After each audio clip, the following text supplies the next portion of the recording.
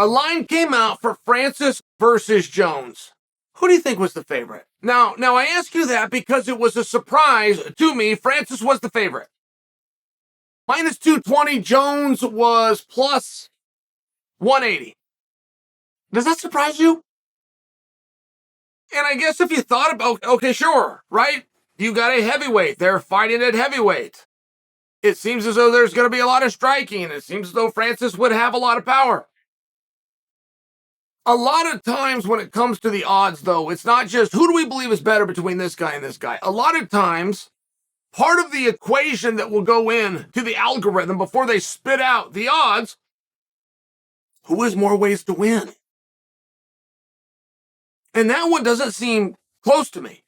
Now, I realize that's just talk. Anything can happen between them. I get all of that. But when we set a line, that's all we've got is talk. Do we at least agree that if Francis wins, that's the same thing as saying Francis knocked him out? Do we agree on that? This is broad stroke. But if Francis is to beat Jon, doesn't that mean that he had to knock him out? We don't believe that Francis is going to go submit Jon Jones, do we? We don't think it's going to be a pit-for-pat dogfight and it goes 5 rounds and they turn it over to the judges. And Francis outworked him. And we don't think Francis is going to get on top and keep him there. I mean, right, help me out. Is there somewhere else to go? If Francis beats Jon Jones, isn't that a synonym for saying Francis knocked out Jon Jones? This fight's done, and I tell you Francis won. Do I then, right, you would just know he knocked him out. Am I close? I mean, I know but for conversation here. Now, Jon, it would be very different. Jon is probably unlikely to knock out Francis. If I don't give you any details, the fight's over, I say there was a knockout. Then I tell you, now tell me who won. I think you're going to say Francis. If I tell you that it went to a decision, probably going to think Jon Jones won. If I told you it was a submission, you'd be certain Jon Jones won. If I told you it was a takedown to ground and pound in the 4th round, elbow strikes, you'd think that Jon Jones won. I think that you would think that. So it's one of these things, it's very interesting, right? Because Francis did show us something in his very last fight. Like, if you tried to play that same game that I just did now, that you're giving the conclusion, now tell me who the victor was, red corner or blue corner. I don't know if you could have done that in Francis's last fight. There was 2 rounds of striking in that fight, and Francis lost them both. He turns to wrestling, which he's never done, against a guy who had never been taken down. So, I mean, my game doesn't always work, but you still play the same game. You still go through the same process. How do you think that Francis versus Jon Jones goes? I watched Jon yesterday. Not confirming it was filmed yesterday. I saw it yesterday. But it's big old heavyweight Jon. And he was doing a mitt workout. But it was more of a Muay Thai where he's putting in the knees and the elbows and he was putting in the kicks. And man, I've forgotten. I swear to goodness, I've half forgotten the way that guy moves. You cannot teach that. He just has it. I mean, he just does.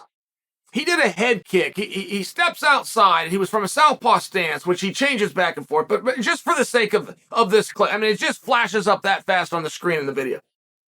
Steps outside, does a head kick, but to get the head up high, he like loses his balance. He loses his balance and posts his hand and comes through the whole thing. And it was just, I'm just watching the athleticism involved in that. For a guy that size, who is seemingly ambidextrous. Seemingly. And I'm going, man, this is a very unusual guy. I don't know how you're going to get a hand on him. One of Francis's problems was surreal. And Francis did just fine in the stand-up. But they stood there for 2 rounds. He lost both rounds. That's an accurate statement. He did just fine, but he was so big. And Surreal wasn't quite as big. And Surreal was able to just move around a little bit quicker. Francis threw the punches. He wasn't keeping everything at home. He was letting the punches go. They weren't touching the target. It was a speed issue. Generally favors a smaller guy. Generally.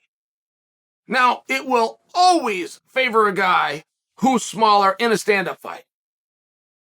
We call it a size advantage, but if you just go back and look at history. The lighter guy is the one with the advantage. However, that is always true if it's a striking battle. And so that's where it would favor Jon. And it would just seem like Jon would move around. Is Jon going to wear down? Has he been out too long? Man, Francis was hurt. He's been out too. I mean, it seems like a little bit of a wash to me. Is Francis going to take Jon Jones down? Now, that would be very interesting. I would lean towards no, but I would lean towards no.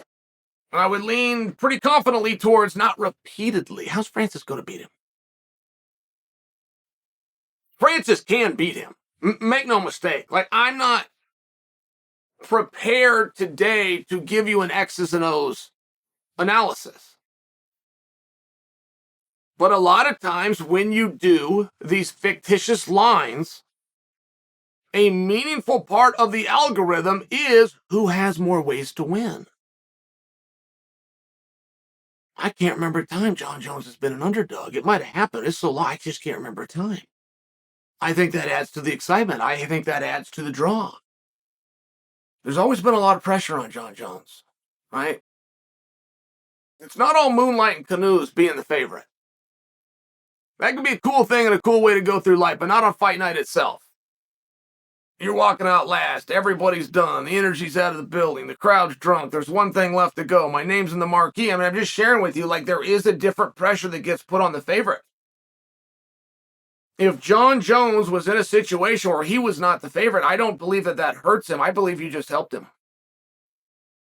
Only Jon could tell us if that was true or not, but I would believe that he just had a pressure taken off of him. He's not going to walk out last. He's going to walk out just before Francis walks out. It's an interesting spot, but in some ways, I think it's a better spot. I think it should be considered. I don't know how likely this fight is going to be.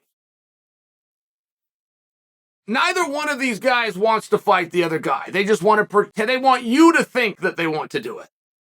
And I mean, that's life as a whole. You grew up with that. You saw that in the 7th grade. You saw that your sophomore year. You've seen that all the time. If you can get any way to get out of doing the fight while saving face, you will do that. And there is nothing between these two guys. And they just can't quite seem to find one another. So I'm not even predicting for you're going to have this match. If there's any excuse to not have to walk outside while keeping your ego intact, believe me, these guys aren't going to make that walk. But the excuses are lightening up, and there is a chance those two boys, whether they want to or not, are going to find each other.